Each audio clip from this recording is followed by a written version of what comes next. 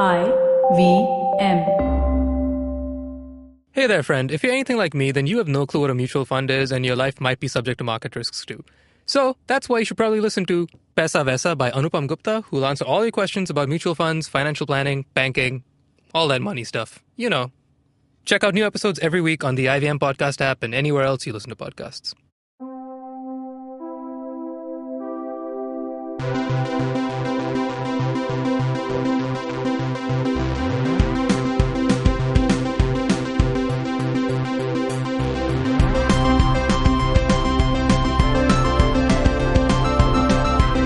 Hello and welcome to the Geek Fruit Podcast. My name is Dinkar and with me is Mr. Robots himself, Jishnu Guha. Huh? You're Mr. Robots. What? Because we're talking about love, death and robots today. Why can't I be Mr. You're Love? robots. Why can't I be Love? Tejas is Mr. Love and I am become death, destroyer of worlds. Really? Yeah.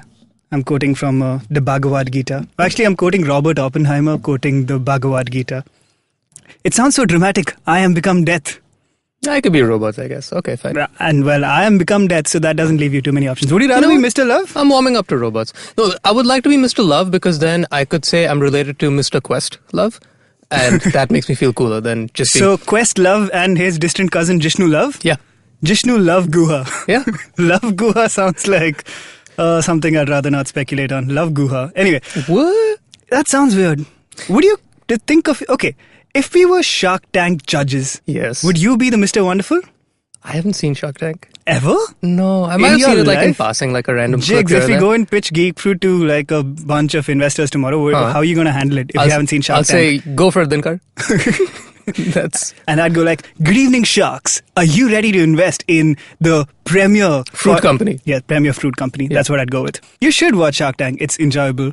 It's the kind of thing that you could literally watch 10 of and they're all exactly the same. It's cinematic comfort food. Fair play, but like I've gone on record several times to say that like the only two reality shows that I've seen, like actively cared about, are from decades past called The Amazing Race Yes. and The Celebrity Apprentice. Correct. Yeah. Well, And those are both Celebrity Apprentice is very similar to... I mean, actually, no. That's not a fair comparison. The only reason I liked Celebrity Apprentice was because it was really amusing seeing C-grade celebrities like clawing to get That's back. why I'm saying it's not like So it was Shark Tank amusing. at I was just all. like, yeah, Meatloaf, I remember you. Plus, Apprentice has like a running sort of narrative, right? With people Yeah. getting kicked off every week and Yes. whatnot. Yes. Shark Tank is literally like guys come in, pitch their thing, then Yeah. they bounce. Right. There's Well, no character. There's no growth of character there. Well, occasionally you check in with guys from previous season and go nice. like, oh, how's their company going? And they're like, well, our novelty sock company is doing great. We've gone from 18 orders to 18,000 orders. Oh, wow. Legitimately, one of the most successful Shark Tank companies is like a novelty socks company. Oh, fun. Yep. I should look them up. I suspect we are Speaking their of primary. love, Yeah. do you remember how, like, in school, the names Love and Kush were always like a example that people Were use? they? Like, was that not a thing for you? No. Guys in the room, Love Kush. Was this not a thing? No? What? An Come example on. how? In that, like, okay. Give me an example like, of this you know example. how you'd say, like, any Tom, Dick, and Harry?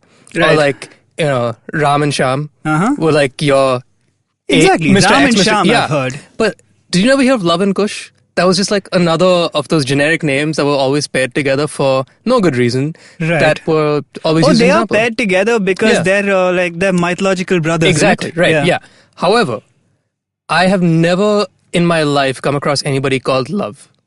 I've come across two. They were made a lot of fun of in my school. Spelled L-O-V-E? L-U-V in both cases. Oh, that's just lazy writing. I mean, well, they never heard the end of it. I can only imagine what would happen if they were called L-O-V-E. It would have been a disaster. Except they'd turn out to be related to you and Quest in some way. Let's talk about robots. Let's talk about love, death, and robots, Jigs. Okay.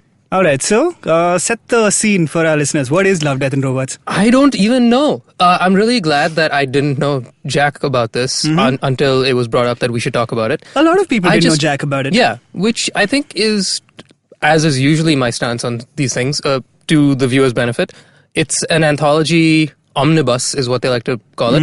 An anthology is an omnibus. I mean, Really? I think there's some sort of distinction. I think it's a Venn diagram. There can be omnibuses that are not anthologies. Omni Scooter. Yeah. So, yeah, it's 18 episodes ranging from 6 minutes to like half an hour. This is the longest one. There's a half an hour one? No, I think the longest or is like 20 something. 20. Yeah, like 20 and maybe change. 20. Yeah. So it's 18 short stories which have some loose connection. I was expecting and hoping that they would be related much in the vein like how Black Mirror is connected. That I'm guessing, based on how Bandersnatch did and based on Netflix's sort of gamble to try with new forms of the medium, that's kind of where this sort of came from. It's been in the works for, sounds like, about a decade or more. Really? Yeah. I didn't know that. Because the showrunners, Mr. Miller and Fincher, had already been trying to do something together with heavy metal. Back in as early as 2008, I want to say, is what I read. With heavy metal? But heavy metal was a thing by itself, isn't it? Yeah, but they were trying to do something like heavy metal. Their own spin on it, basically, right. I believe. But so they were shopping that around for several years. And when finally Netflix was apparently, I think, the only one that agreed to do it, because Netflix, even though they do seem to be such a data-driven production house, they decided, let's gamble. Because they were already considering things like Bandersnatch, which is just weird as all hell.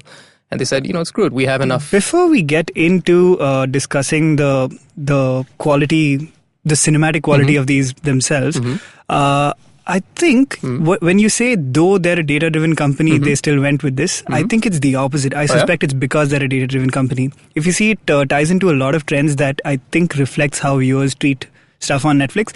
They're really short, for starters. So people, I think, as a general rule, will jump into, I think you've seen this yourself probably, they will jump into something that's short and watch more of them rather than watch something that's long. Absolutely. But I think I would watch, that's a YouTube thing more than a Netflix thing, though. I think that's the case on the internet in general. Right. Like, do you remember how, when we were discussing what we should talk about this week, we had Love, Death and Robots and something else. Yeah. And when you looked up the lengths of Love, Death and Robots, you're like, all right, we're doing Love, Death and Robots. I believe, and this is, as someone who watches a lot of stuff, we'd feel that. And I think everyone on Netflix also feels that. So people will go like, what, 10 minutes? I will watch this. And then they'll watch 2 hours of it. Like, I ended up watching pretty much the entire series over the course of 2 days. I think I've got 2 or 3 left. So that's part of the reason. And secondly, Netflix overall has been moving towards this sort of edgier, gorier, violent, more sexual content, which again this is. Plus, they go for this whole techie, futuristic-y thing, which they've seen do well with Black Mirror. So I think it's just an amalgamation of a lot of things that Netflix already knows work. Fair play. I was just arguing that I think the runtime, the short bite form of storytelling is more of a YouTube thing than a Netflix thing, which I guess I could be wrong about, because Netflix thing also. Yes, definitely now you can't argue against that. But I think that, at least for me, like within our demographic, there haven't been too many things of this length, though I do know that they've done a lot of kids shows that are smaller bite form. They in fact they beta tested the Bandersnatch format on some kids shows, kids animation stuff. So it's out there, right? Absolutely. I was just considering the fact that the big tentpole, big hits, the ones that get the full half screen poster when you log on, are all hour-long typically shows movies or series. But you know how they kind of led the transition from movies being the focus to, let's just make a ton, like they will make 8 1-hour episodes of a series or 13 1-hour episodes of a series a lot of the time over for a story that would typically be served better with a short movie or like a 2.5 hour movie. So I believe that is algorithm led. Like Netflix exists in this weird like middle ground between data driven and creative driven, because I do believe that their leadership is kind of creative driven.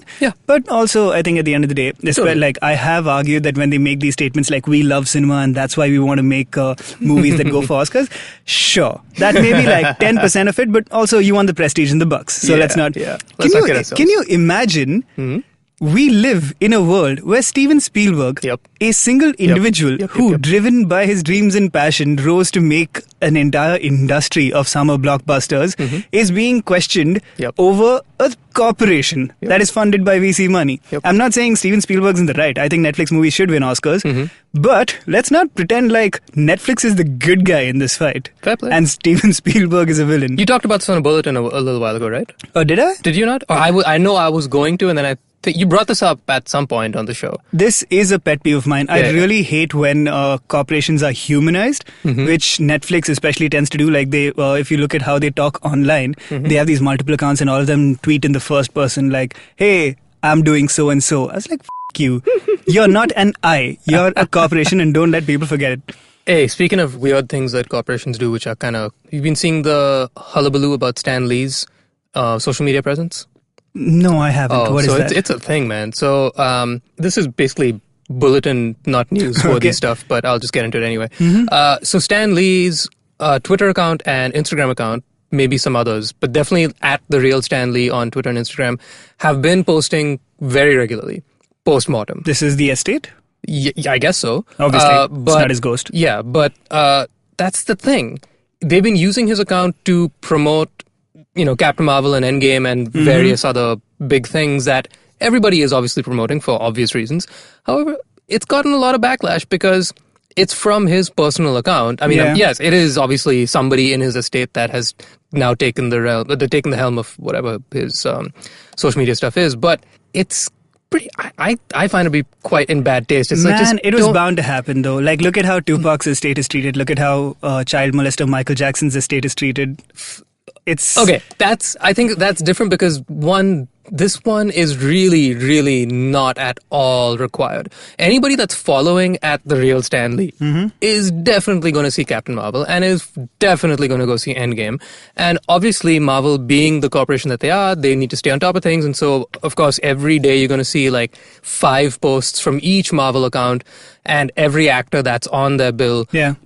Promoting the thing that people will not stop talking about, which is Marvel and Endgame. That being said, the dude is gone, and this is his personal account. Which, if you maybe even just changed it to rest in peace, Stanley, or I get where you're in memory from. of, that would be like, all right, we're making it very clear and obvious to you that this is I absolutely agree that it's not okay at all. It's really in poor taste. It's like it's completely unnecessary, and it's just like I find it's pissing on his. Man, grave Stan a little Lee's bit, man. entire last couple of years were just such a mess, right? There was that whole thing with his daughter and his accountant or lawyer, I want to say, where basically people were struggling to take over his finances.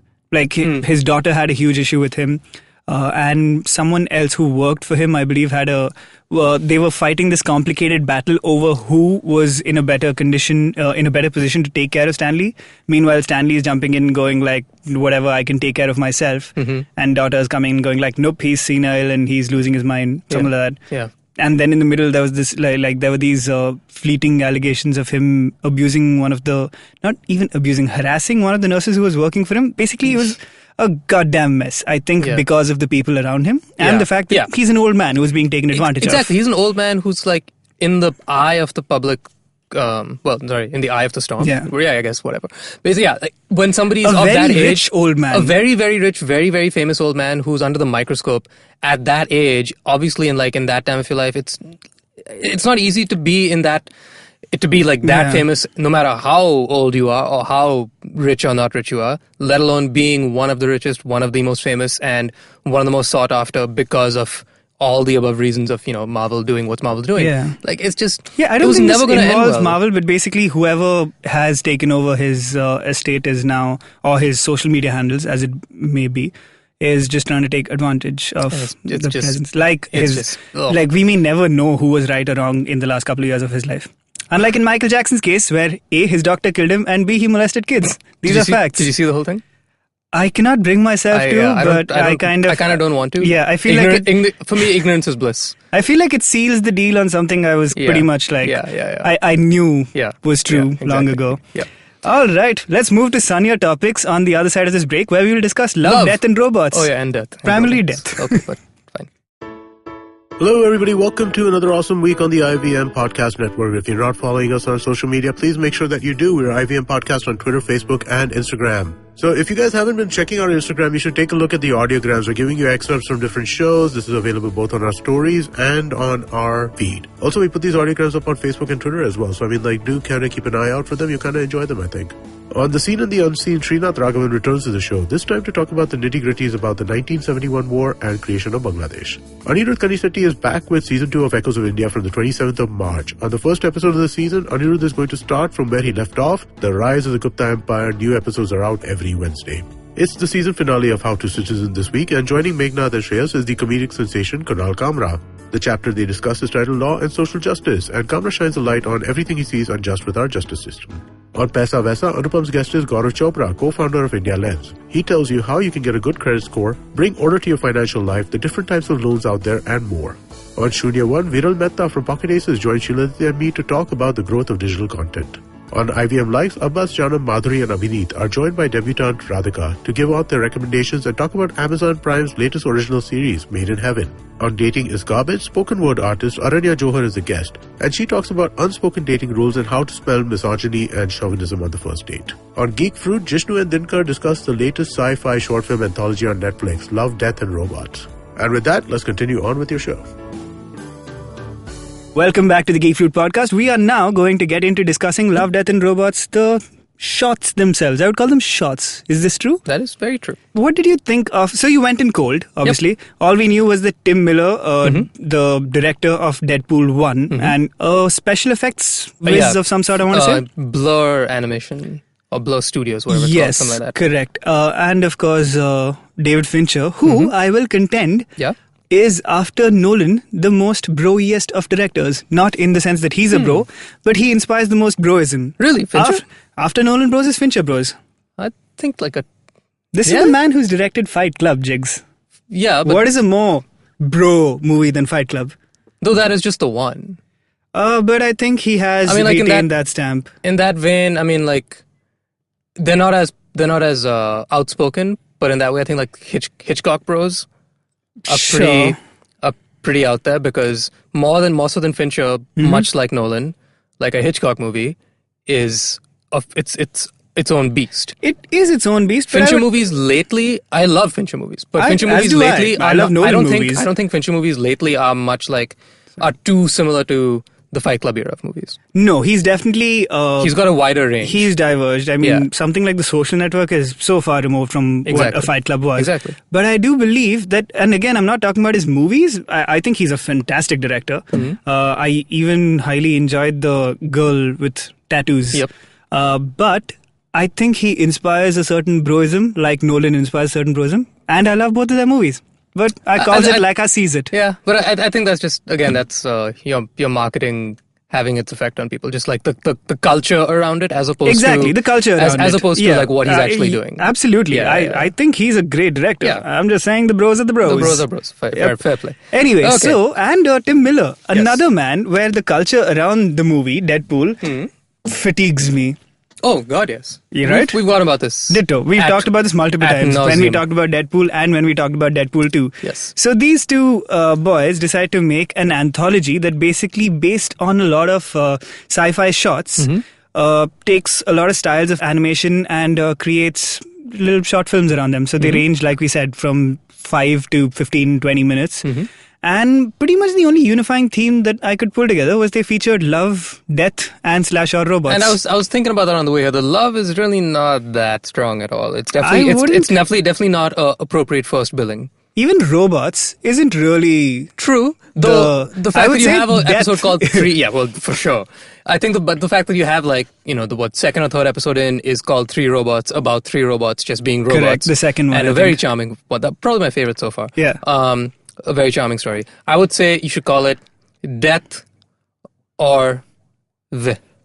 Do you think Netflix has reached a point where, you know how you upload keyword tags and stuff when you put up a video? Yeah. At this point, Netflix has given up and gone like Stranger Things, and then in the keyword tags, we have to put in 80s sci-fi and monsters or what. Yeah. Just call it Love, Death and Robots. Just call it the tags. I don't even have to add call it the tags. Just call it the tags. Love, Death plus Robots. Yeah. So for our listeners who, I'm going to assume, have not gotten into this. By the way, we'll have to keep the spoiler free. Yeah, definitely. Especially because I think I haven't finished it. Yeah, and I think as we will get into in more detail, with a lot of these, and I think with a lot of shots in general, the twist is pretty much the entire thing. Pretty much. Like, there's no real like plot development and stuff that you hang on for, so we can't really ruin it. But I will give you the log lines of a bunch of episodes just so we know what we're dealing with. Yep. The first one is called Sunny's Edge, and that is about a lady called Sunny who... in this post-apocalyptic... Actually, I don't know if it's post-apocalyptic. Yeah. It's this future where monster fights are a thing. It's cockfighting with robots. Exactly, yeah, basically. It's like two gladiators step into the room and they're controlled by people through a mental link of some sort. So one such person is this lady called Sunny, who at the start of the shot is asked by the promoter of the fight... By the rich white dude. By the rich white dude to throw the match, and she refuses. And that leads to some... hijinks Drama. of a sort. Some pretty dramatic drama. Yeah. By the way, Yes. just so we're clear, Yeah. right at the top, Yeah. this is an out-and-out adult set of... Yes, yeah. which I was not expecting. And The- it made one hell of a first impression. Right? I audibly went, You mean like right at the... I mean, what, like a minute into Sunny's edge at least, Huh? they suddenly go like... Yeah, oh, that was fine. Yeah. That was like, I was excited by that. Mm-hmm. I was just like, oh, cool, this is adult. Adult. Oh, and then it got way more And then it adult. got really adult, and I genuinely like one of my Tejas has infected me with one of my favorite curse words. It's not really a curse word. Just I use as an expletive a lot, And it you was- had it was plenty apt. of reason to... It was apt this time. I was You like, had oh, plenty of reasons I to did use not that see this coming. expletive. I did not see that It's coming. not an expletive. It's not. Yeah. Yeah. But the cartoon abound. Yeah, Jesus. I don't know if we're going to sense... We shouldn't. I say let's go for tits. Go for Zoya. Zoya's given up. She's like, I've checked out of this episode. All right. The next one is 3 Robots, which basically deals with 3 very different types of robots. Like a very... full Three Stooges. Yeah, I loved basically, it. It pretty was much. great. Yeah, 3 robots wandering around, this time a post-apocalyptic future, where they're looking at the past Fallout of humans. the Yeah, the extinction of fallout. man. And just kind of speculating. You've seen more than I have. Can you tell me if we get these guys back again? Do they? No. None of these are connected in any way whatsoever. I know. I was hoping at least some loose connection happened. I love those. I thought that was a really fun one. There's one called The Witness, where it's pretty much an extended chase sequence between a woman and a man who she sees committing a murder. There's one called Suits, which is again this future where there are small communities of farmers that live within force fields of some sort. And every once in a while, the aliens breach the force field, and these guys have to don these mecha suits and go fight the aliens. So again, like a pretty interesting, like these are clearly these Americana, Southern stereotype type farmers are just like, well, I guess I'm gonna have to go put on that mecha suit then. I might be exaggerating. Please stay like this. Yes. Okay. Please. Then there is... No. Like, continue. I can't bring myself to. No. There please. is when the yoga. I am a South Indian, not a South American, which is a completely different thing. We are following. Okay. There's When the Yogurt Took Over, which is a pseudo documentary about when. No, you skipped one. Because Yeah. that's where I stopped. At this point, I'm skipping. Oh, you're skipping. All right. Okay, well, if you don't want me to skip that particular one, one is called Sucker of Souls, which is awakened by an archaeological excavation. A bloodthirsty demon fights a crew of mercenaries. And they shoot off his Yes. Quite literally. with a shotgun. They do. Oh my god. I was just explaining this to somebody outside on the way, and I was like, "Yeah, I think the there's- last one I just saw was about a monster, and you can't quite see his face, but you can see his and they blow it up." There's no clearer way to explain it than they shoot off his dick. Yeah. But at this point, I'm going to skip through Yeah, a few sure. and tell you some highlights because there's 18 of these. Yeah. All right. When the Yoga Took Over is a distinctly different one, which Yeah. it's like a small 5-minute piece, which is just this narration of how yogurt became a sentient entity that took over the world. I will admit that I binged up until this point. So I watched Right. is that 6 of them so far that I've seen? Yes. So I watched the 6 and I was like, this is great. I'm gonna get back into this. Like I saw this like day before yesterday and I was like, cool, I'm gonna spend yesterday finishing up the rest. Right. And then I was really busy and I was just like, I'm not sure if I want to commit to this right now. And then I opened up Netflix and I saw the logline for that about yogurt dominating the world in 6 minutes. Yeah. And I was just like, you know what? It's cool. I think I get it. I don't think I need to see this. I think I understand what they're going for. So I'm going to take my Pretty time with much. this. It's exactly what you expect. Yeah, It's yeah. not even... there's not even a lot of layers to it. It's just interesting to watch. Because so, yogurt is just one consistent thing. It's not Exactly. like if it was like a sundae or something, there'd be layers. There's an amazing scene where the yogurt first becomes sentient, where this lady like puts some granola into the yogurt, Oh. and the granola rearranges itself to spell "Take me to your leaders." Oh, fine. It's amazing. Plural, so it believes in like a parliamentary system. I suppose so. Gotcha, okay. Among others, Helping Hand, in which, well, this says an astronaut faces a life or death situation. I would describe it as 127 hours in space. Okay. Quite literally. Cool. There's one called Ice Age, which is the only one Tim Miller directed himself, and it's the only live action one. Ray Romano as a elephant. What? No. Yes, that was the live-action movie Ice Age. But no, in this one, Topher Grace, the noted Star Wars editor. I was waiting for him because he's like the first billing on the cast list. Oh, is he? Yeah, and with the 6 I was watching, I was just like listening. I was like, that doesn't sound like him. I recognized one voice in all these movies, which is Chris Parnell, who has like a distinct voice. He's been on SNL. He was Dr. Leo Spaceman on 30 Rock. He's been in a bunch of comedic stuff. Okay. And he has like a great narrator type voice. Sure. So he is the voice of the cat. Oh, right. Okay. In 3 Robots. Okay. Which might be a bit of a spoiler, but it's not a big deal. Yeah. Anyway, so Ice Age is Topher Grace and Mary Elizabeth Winstead from Scott Pilgrim and others. They find a miniature civilization inside their freezer. Oh, fun. Yes. Like Men in Black. Yes, kind of. Well, it's a weird one. It's pretty interesting. And the only live action element in this whole thing. Right. There's one called Alternate Histories where it's framed like a demo of some sort of futuristic company that lets you travel back in time. And they show you 6 different scenarios of Hitler dying. Oh, fun. It's really weird. Screams Tarantino. One of them is him getting encased completely in a big block of jelly and suffocating to death. Another one is him basically being fornicated to death, is how they phrase it. Oh, fun. By multiple Viennese prostitutes. Viennese? Yes. They distinctly say Viennese prostitutes. Diversity. Because, he was in Vienna at one point. Oh, so that's not diversity at all then. Let me explain it to you this way. Yes. There are 4 Viennese hookers. Okay. Doing various things to Hitler. Uh-huh. Who's, again, penis you can distinctly see. As you do. A very cartoony penis. And as he dies... Circumcised? No, it's more like a little blob. Okay. The way it's depicted here. No, I'm all about the details, Yeah. So. As he dies, they rearrange themselves into a swastika. Oh, fun. Yep. Okay. It's a weird one. Cool. Right. So this is a pretty mixed bag of subjects. I'm glad you saw it. Yep. Pretty much all of these. It starts out really cartoony and then suddenly goes really weird while keeping the cartoony look and tone. What is this world we're living in? I know. So this is our job, Dinkar. It's really interesting. Don't all of these feel like little shots you'd see on like Vimeo staff pics? Here's the thing. The entire time I was thinking that this is literally SNL. This is just sketch comedy. Oh, no, it's not. I mean, no. In that, it's disparate sketches, which have nothing to do with each other. And it's just a bunch of writers that came together and said, hey, here's a platform in which you can do whatever you want, pretty much, because it's animation, carte blanche to do literally whatever you want, blow off as many as you like, draw in as many as you want, and do whatever, swastika At nonsense. least 2, though.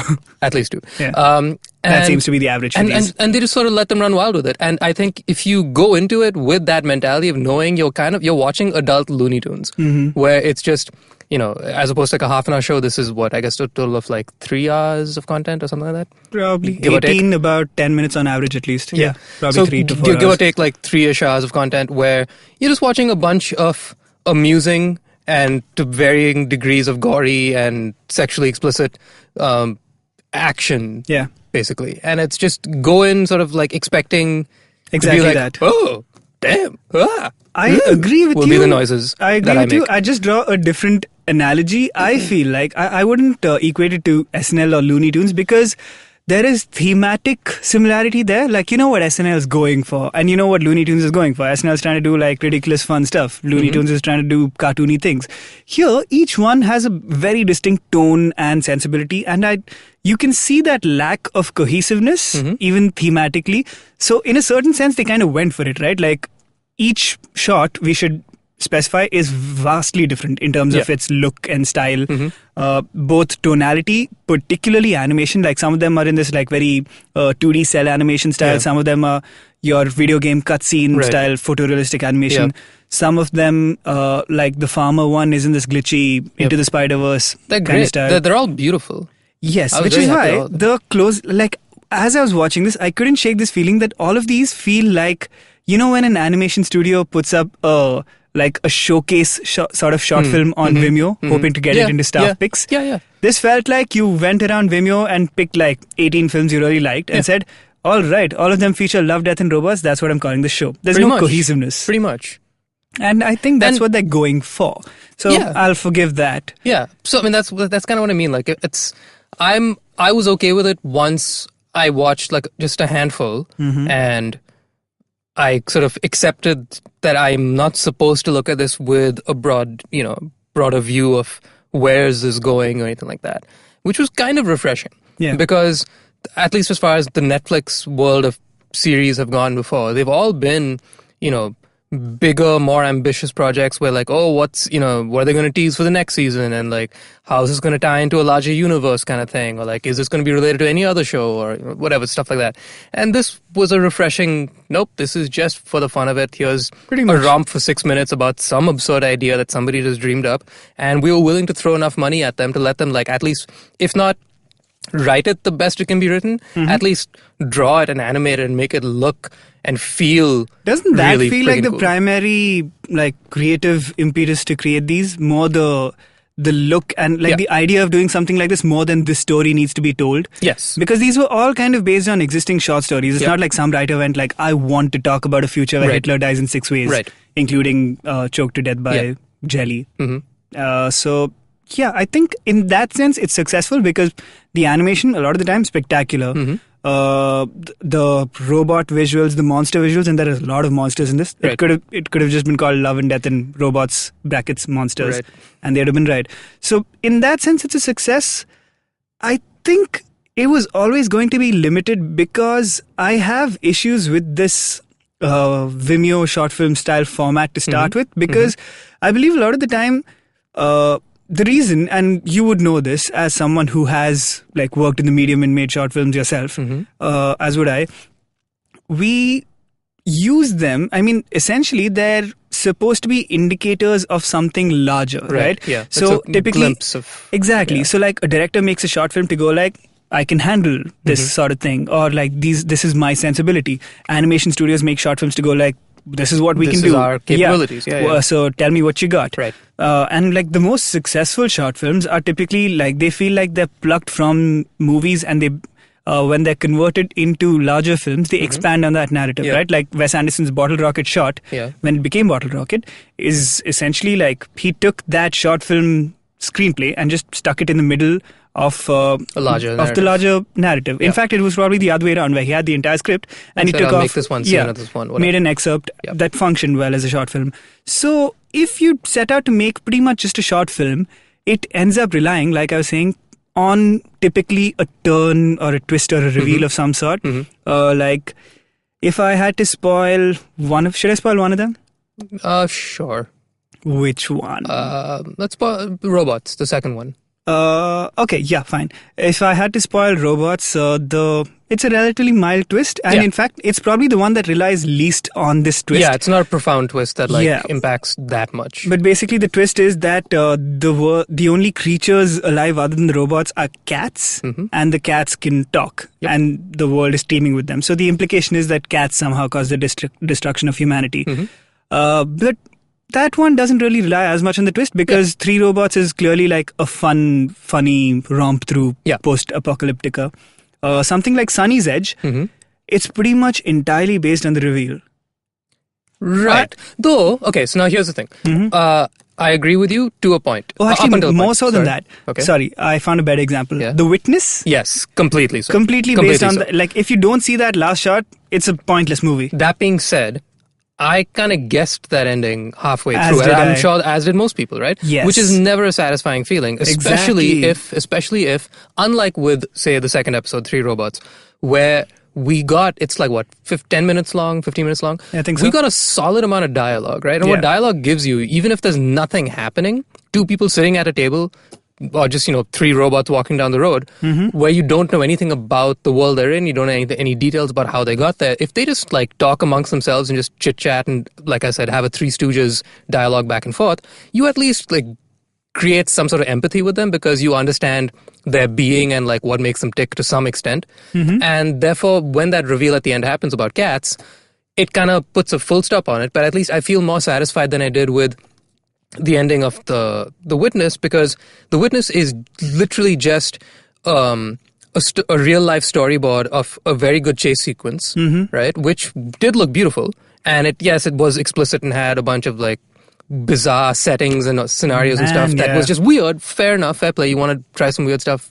Okay, cool. But there's got to be a point to it. And the thing about that, since I didn't know the characters at all, they didn't even have names or any like discernible words The that they ever man, spoke. The the man and the woman. woman, right?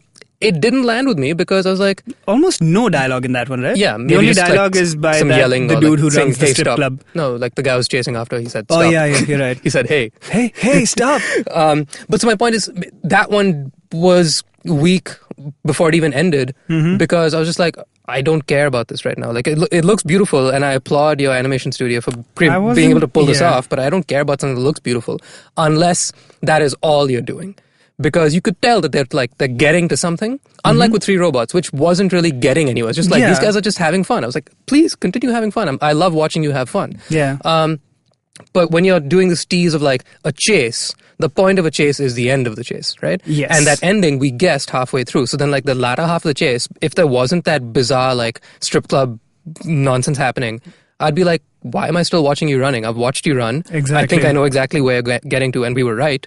So if they hadn't thrown in absurdist nudity and stuff like that, there would be nothing appealing about that at all. I believe Nothing that would make me absolutely. stop and keep watching. So what I was basically getting at a while ago was that, you know how I've always said action movies aren't ever really my thing, and like I'm not nearly as big a fan of like say the Mission Impossible franchise as you guys are. Yeah. But I did like this a lot more than you would expect me to, because even though I am somebody that almost always prefers something that is character based and more story driven than about action, even though this was far more action and far less story, I liked that once I was able to tell that, okay, this is not going to be about world building and not going to be about a larger picture. What I liked is that I could see that they were just trying to execute beautiful imagery and intense action that was very surprising left, right, and center when it comes to like there are 6 Hitlers dying and there are, this is being blown off and monsters and this and that. And like that's, even though it's not something that it's going to stick with me for forever and it's not something I'm going to like dwell on, at least in the moment, it does the job of like surprise me and does like do a good job of taking me on an exciting roller coaster. Yeah. And that being said, I quite liked it thus far. Maybe I'll get fatigued by episode 18, but 6-7 episodes into it, I'm still on board fully because I like that it knows what it's doing. Yeah. Unlike an action movie, which usually I don't like, because an action movie kind of treads 2 lines. It's got to satisfy the action elements of it, which they almost always do very well. Like Mission Impossible, fantastic action. I don't care too much about the character stories and the character arcs because there ain't none. Because there isn't a strong enough one for me. Yep. But if there you isn't one. But if you I are will admit. But if you are an action guy, you'll love Mission Impossible. This one is just action. So I was like, okay, cool. I'll turn off my story brain and just look at the action. So if I consume Mission Impossible as just like, hey, look at these amazing set pieces, and you put like Tom Cruise is like jumping out of a plane, hanging from a helicopter, just like isolate those as Vimeo staff picks, I'd watch that. I'd watch 6 episodes of just Tom Cruise doing badass things and running and That's stuff. Just a documentary. Yeah. That's great. Put a camera on Tom Cruise, but if you try his life is the Mission Impossible universe. You try to force a story into that, which for me personally doesn't quite land, it's going to take away from the entire thing. I would argue that I am completely on your side on this, Jigs, and I don't, I love the Mission Impossible. Say it again. Say it slowly. Should I do it in my southern accent? Yeah, please. Well, I'm completely on your side on this, Jigs. But I like that. So I think it's only rare. I'm not an action guy at all. Really? I think, yeah. If you ask me, there's only certain movies that, and it's pretty much just been a couple of movies, I think, that use action tropes but elevate them to a level where I think it really starts to work for me, where basically that action is so good and there's no pretense of like we really care about the story, or the story is kind of the story is kind of like a conduit to building greater action, which I think the Mission Impossible series does, or like Mad Max, which I absolutely, or Fury Road in particular, I never really liked the first couple of Mad Maxes, which I think are random, rambly guys with just a lot of like cool visuals. Yeah. But Mad Max Fury Road, which is pretty much a feature-length chase sequence, I loved. So that visceral sort of filmmaking I can appreciate once in a while when it's done really well. Yeah. In these cases, I think for the most part it didn't work for me. Maybe again, if I treat it as like, here's some cool visuals or here's an interesting chase sequence, or like I see what you did there with the twist. Yeah. I get it, but it's thin. it's a thin medium. Line. Oh, thin medium. Okay. Yeah, like there's no depth to most of these things. Absolutely. This. Are you talking about? Wait, I'm a little confused. Love, Death and Robots. You're talking. It's a thin medium in this story, or you're talking about like just action in general? Action in general can be thin, and like I would argue that 90% of the time it is thin. Yeah. But occasional things like Mission Impossible and Fury Road, I think, elevated the genre. Yes. Right, you are. Mm-hmm. That being said, say that again. Yes, please. No, say it again. No, you say it again.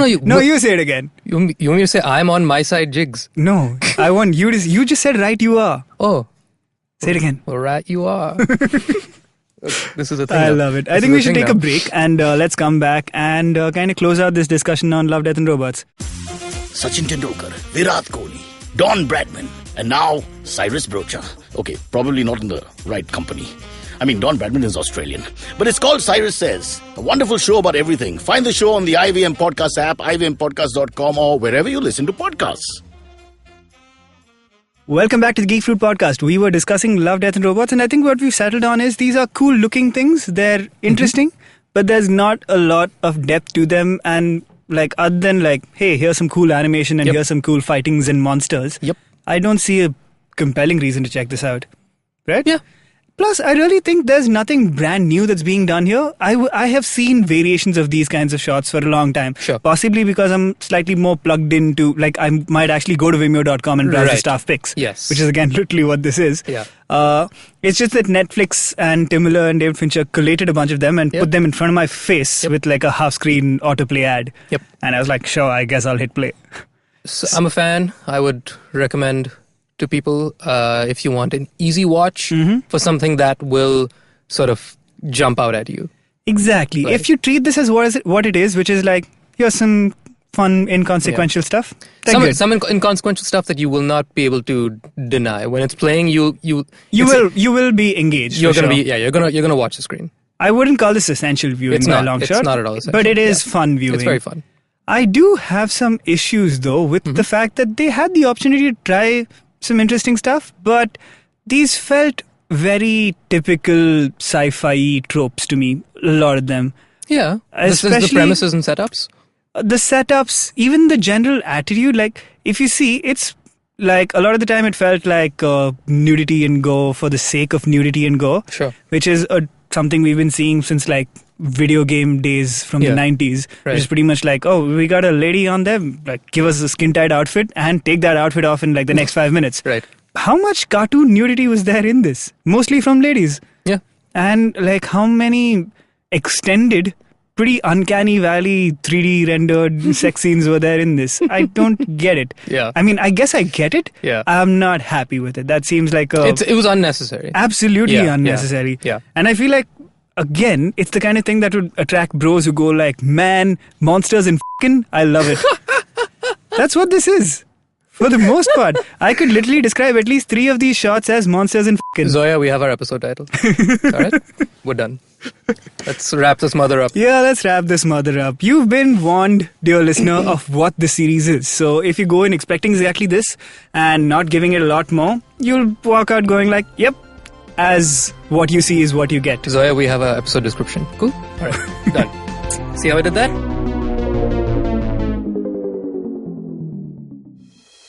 Hey everybody, we have a brand new podcast series by Bloomberg Quint called BQ Conversations, which covers a range of topics like business strategies, latest trends in technology such as cybersecurity and artificial intelligence, and also personal finance.